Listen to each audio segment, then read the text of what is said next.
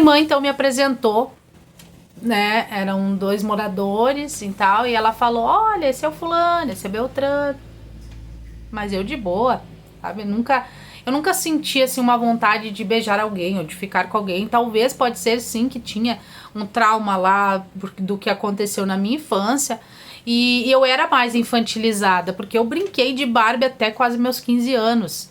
Eu fui ter minha primeira menarca, minha primeira menstruação, há uma semana antes de completar 15 anos. Então eu tava já com quase 15 anos quando eu fui evoluir e ter corpo de mulher.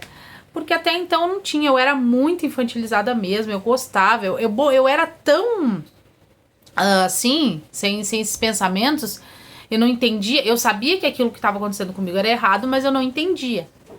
E eu fui tão assim, eu não falava dessas coisas, que uma vez uma menina na escola perguntou: ah, fulano quer ficar contigo. E eu perguntei pra ela: o que é ficar? Porque eu nem sabia o que era ficar. Eu não sabia nada dessas coisas. Claro que depois, né, eu fui descobrindo ali, mas eu tinha mais ou menos uns 11 anos quando ela veio me falar o que era ficar. Aí, quando ela me apresentou, mas aconteceu de a gente foi brincar de verdade e consequência, e eu beijei esse menino, que depois se tornou o pai das minhas filhas. A gente começou a ficar, e aí cada vez que eu ia lá no meu pai, a gente ficava, até que é uma história bem longa, né? E a gente começou a namorar, né? Eu tinha muito medo do meu pai, enfim, quebrei esse medo, porque a vontade de namorar era tanta, né? Meu Deus, se não namorasse ia morrer. Então, eu pedi pro meu pai, né? O medo eu botei lá embaixo, porque a vontade de namorar era mais em cima. Meu pai liberou, e isso eu já tinha 15 anos. Ele tinha 13. E a gente começou a namorar. Entenda que teve muitos sinais, né, que eu não percebia. Éramos muito jovens. E ele muitas vezes me deixava de lado pra jogar futebol, pra sair com os amigos. Teve uma vez até que nós estávamos numa festa junina e meu pai botava horário, ele não deixava eu ficar até tarde, ele botava dias e horas pra gente, né, se encontrar. Como ele morava lá, né, no meu pai, então eu ia pra lá. Meu pai botava regras. Então eu tive que sair mais cedo da festa que a gente estava e ele ficou, porque ele não, né, os pais dele deixavam, enfim. E só que eu fingi que fui embora, eu voltei. Quando eu voltei, ele tava beijando outra menina. Ai, eu sofri demais, chorei um monte, meu Deus, né? E aconteceu muitas coisas assim, semelhantes. A gente casou, foi morar junto. Eu briguei com a minha mãe, daí eu disse pra ele que eu ia morar com ele. Foi uma coisa assim meio tumultuada, não foi assim, ó, tipo um pedido de casamento. Ah, vamos casar, vamos casar, vamos casar. Nós nem tinha cabeça pra isso, nem eu, nem ele. Mas casamos. Fomos morar com outras pessoas, que também não deu certo, até que a gente foi, né, indo, até que conseguiu um emprego, a gente conseguiu alugar uma casa. Teve momentos muito bons, a gente viajava bastante, não tínhamos carro, mas a gente saía de ônibus, fazia tipo um mochilão, assim, era legal, teve momentos muito legais.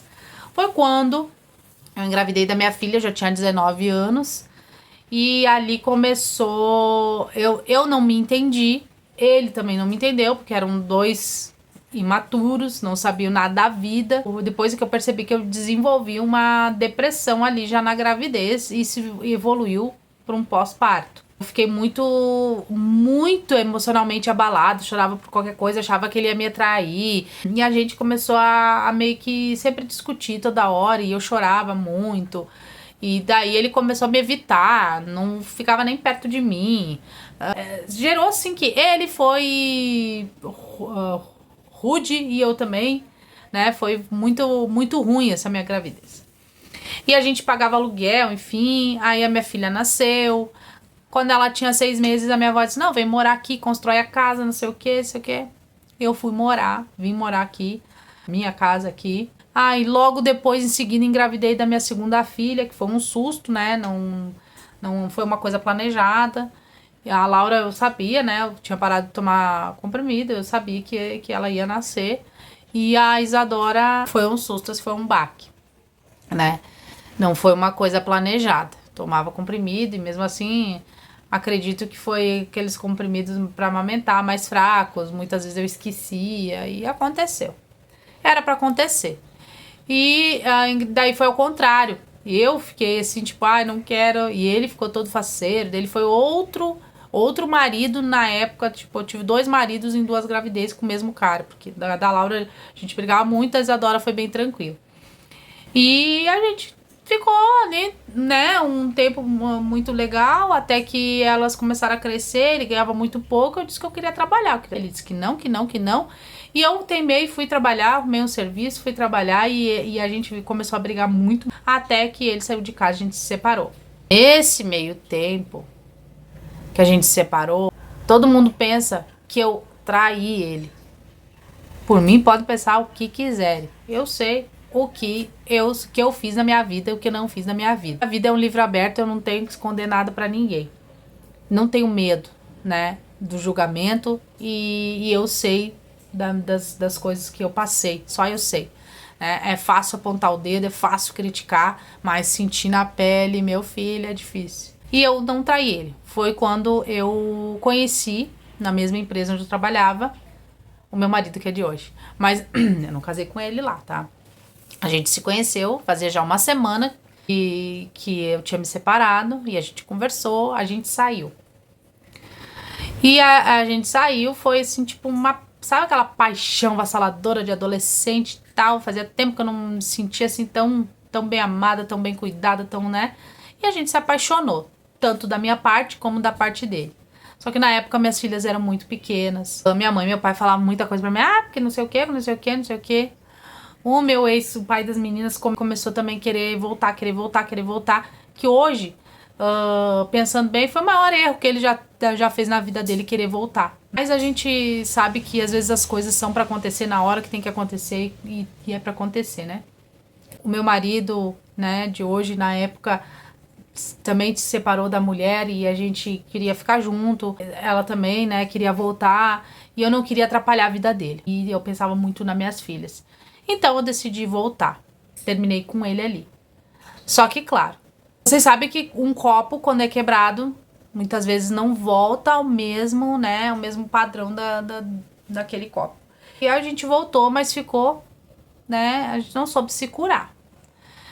Não tinha entendimento ali pra isso. Tentei fazer dar certo, mas teve muitas coisas no meio, no processo, brigas, daí joga na cara, briga, ciúmes exagerado. Assim foi evoluindo. Ele sempre muito machista, não queria que eu trabalhasse, porque também, né, eu dei motivos pra ele ter muito ciumento e não querer que eu trabalhasse mais, né? Ele já não queria antes, aí depois do que aconteceu, muito menos. Eu ficava em casa, até eu agradeço ele muito, porque eu tive a oportunidade de ficar com as minhas filhas até os 10, 11 anos delas, de crescer com elas, de ficar perto delas.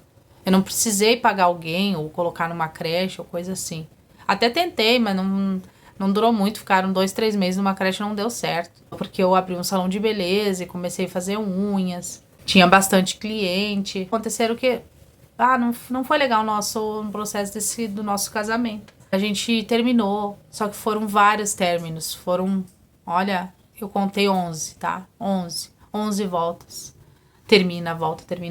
Contando desde lá, antes de eu engravidar da Laura, que a gente já tinha se separado. Ele pediu pra se separar e a gente voltou. Contando lá, foram 11 términos, 11 voltas. E a 11ª foi... Era sempre... A primeiro término foi ele que pediu. Depois todas foi eu. E a 11ª foi ele que pediu o término. Então ele pediu o término. E nesse meio tempo a minha tia, que é ela que ajudou minha mãe lá na padaria, enfim, né, nas malas. A gente já sabia, ela já tinha um câncer. Nós sabíamos que era terminal. E ela acabou evoluindo pra morte. Só que antes dela morrer, ela pediu pra mim jurar, uns 2, 3 dias antes dela morrer, eu posei com ela no hospital. E ela disse pra mim jurar que era pra mim voltar, né, com o pai das minhas filhas, porque família era projeto de Deus, não sei o quê. E eu disse, tá, mas eu fiz um tá pra ela parar de falar, porque quando ela falava, ela se cansava muito, e a gente não queria que ela se cansasse. E aquilo ficou no meu inconsciente, veja bem, ficou no meu inconsciente. Quando ela morreu, uns dias antes dela morrer, eu já tava meio paranoica. Quando ela morreu, eu fiquei mais ainda. E eu comecei a correr atrás da coisa que eu nunca fiz. Comecei a correr atrás, comecei a ligar, comecei a me humilhar, Só que ele já tava já cansado, né? E eu também deveria de estar, mas depois que eu entendi que foi aquela promessa que eu fiz pra ela, inconsciente. E ainda bem, né, que ele não voltou, porque não ia ser legal. Ia ser mais um trauma para minhas filhas, para mim, para ele, enfim, não ia ser legal. Mas, assim, foi uns 3 meses, assim, muito assim. E daí eu comecei a fazer o contrário. Em vez de me curar, em vez de procurar ajuda, em vez de procurar a ajuda certa, comecei a ir pras festas, beber, dançar, ficar com um, ficar com outro. E foi que eu comecei a querer, tipo, uma vingança. Me envolvi com muitas pessoas. Não fui legal com muitas pessoas porque eu envolvi outras pessoas emocionalmente. Pessoas gostaram de mim, fiz pessoas sofrerem e eu não gostava, eu não queria. Eu estava ali, mas eu não estava. Não queria estar. Não estava presente totalmente. Eu não fiz valer a pena um bom relacionamento. Nesse processo eu fui atrás do meu marido, mandei mensagem e ele não quis saber de mim. Porque quando ele voltou, ele também voltou para a mulher dele, ele jurou que ele ia fazer dar certo. Ele jurou. Tanto é que ele não quis sair comigo, ele fala até hoje que ele não saiu comigo porque ele fez essa promessa de não trair, né? De ser fiel. Passou-se 2 anos. E nesses 2 anos foi onde eu descobri a verdadeira essência, a verdadeira missão. Eu me autodesenvolvi, comecei a descobrir coisas sobre mim. E eu pensei, eu não preciso da validação de ninguém, eu não preciso me vingar de ninguém, eu não preciso ficar com as pessoas, eu não preciso fazer nada disso. Eu tenho que me ser uma mulher de alto valor. E o que é ser uma mulher de alto valor? Como é que as pessoas vão me valorizar? Como é que eu vou ter um relacionamento saudável? Como que eu vou atrair pessoas? Como que eu vou atrair dinheiro? Como que eu vou atrair clientes? Como que eu vou atrair um bom emprego? Como que eu vou atrair respeito da minha família, das minhas filhas? Eu mesmo me valorizando, eu mesmo me respeitando, eu mesmo me amando. Quando eu comecei a enxergar isso, entender isso na prática, fazer. Muitas vezes eu digo para minhas clientes, escreve lá no papel, eu posso, eu mereço, eu consigo. Muitas não fazem. E muitas fazem. E aquelas que fazem, dá certo. Eu fiz pra mim, não é mimimi, não é guru de internet, não. Foi ferramentas que eu estudei, eu aplicava e comecei a fazer em mim. Eu estudava, aplicava e fazia em mim. E começou a dar certo em mim. Eu disse, pô, esse negócio dá certo, hein? Dá certo em mim. Vai mudar muitas vidas. Quando eu comecei a fazer em mim, as coisas começaram a vir. Coisas começaram a surgir. Oportunidades começaram a vir. Nesse tempo que eu estava no meu processo de evolução, o meu marido terminou por outro fator o casamento dele. E ele ficou uns 3 meses, né, ali separado, e ele me viu na internet. E ele pensou, eu vou voltar a procurar. Quando a gente foi conversar, marcamos um café, fomos tomar um café, e ali surgiu novamente aquela paixão de lá de trás, que eu pensei que eu nem vou gostar mais dele. Mas surgiu. Foi tão avassalador como no começo e casamos. Eu já estava atendendo as minhas clientes e na CLT, estava conciliando os dois. Eu não consigo mais trabalhar na CLT porque são muitas clientes, são bastante atendimentos que eu tenho que me dedicar, as palestras que eu comecei a dar, eu comecei a evoluir, eu comecei a mudar vidas. Então a minha missão de vida é essa.